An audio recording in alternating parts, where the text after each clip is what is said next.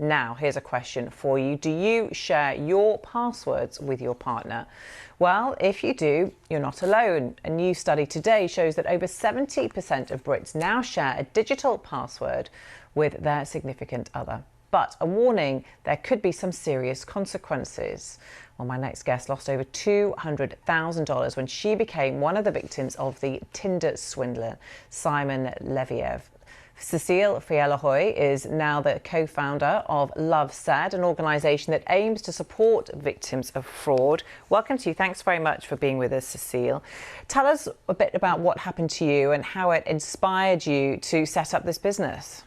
Oh God, yeah. You can imagine how it is to be subjected to something like that. And I saw the outpouring of people coming to me with the same type of, situations, even being in relationships where they feel pressured or, this serious case of fraud. And I just I needed to do more and help others. So that is where this comes from. And it never stops, this type of crime.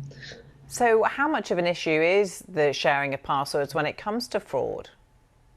Oh God, I think it just it goes from something that you look at as, it's a small thing, you might share your Netflix password and you might just say, okay, this isn't as big, but it can grow and the person you're with might change or not be the one that you thought they were. So it is something that you should be very mindful of doing.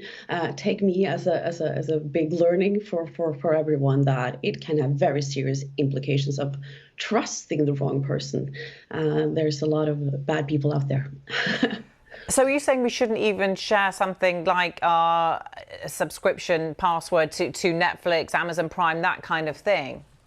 I think that this is why it's difficult, because technology and with the digitalization, sometimes we feel we have to, why not? It's for simplicity. This is what a lot of people are saying, and I totally get that.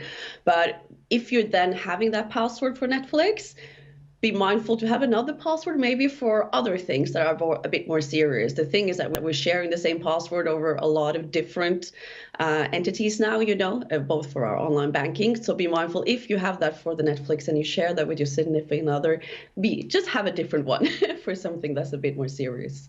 Tell us a bit about your story and how you were caught out. Well, I shared my password with Simon, so he could then enter my online banking and, authorize all this type of. So what he did was kind of like an account takeover, So that was more my story.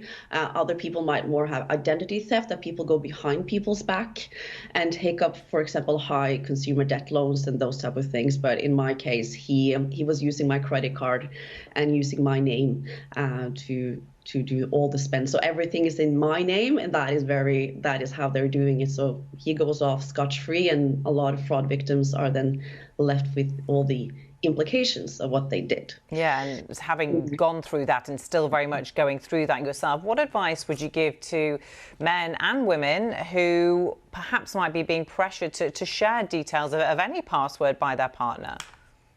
I think have just an open and honest conversation about why we're sharing password. As I say, it's a big difference, as you say, sharing Netflix password and if you're being forced to indulge private information. Have an open and honest conversation. Be assertive if you really feel that this is something that you don't want to do because you know the implications. I'm thinking seek outside advice. A lot of these people are isolating you, so talk to others about what they're feeling about what's happening and just stand your ground. Kind of, this is what you feel, that this is not something you want to do, and think about, is this the type of relationship you want to be in the end? It is difficult, isn't it, when you're in a relationship and you care about someone and you think it's very kind of benign and innocuous to kind of do this kind of thing. Yeah, and that is why it's very important as well that you can change your password. If you've shared it, you can always change it afterwards. So at least if things go sour afterwards, that they don't have access to it anymore. Cecile Fialahoy, I hope I pronounced that correctly. Thank you very much for being with us, telling us a bit about your experiences and how we can all learn from it.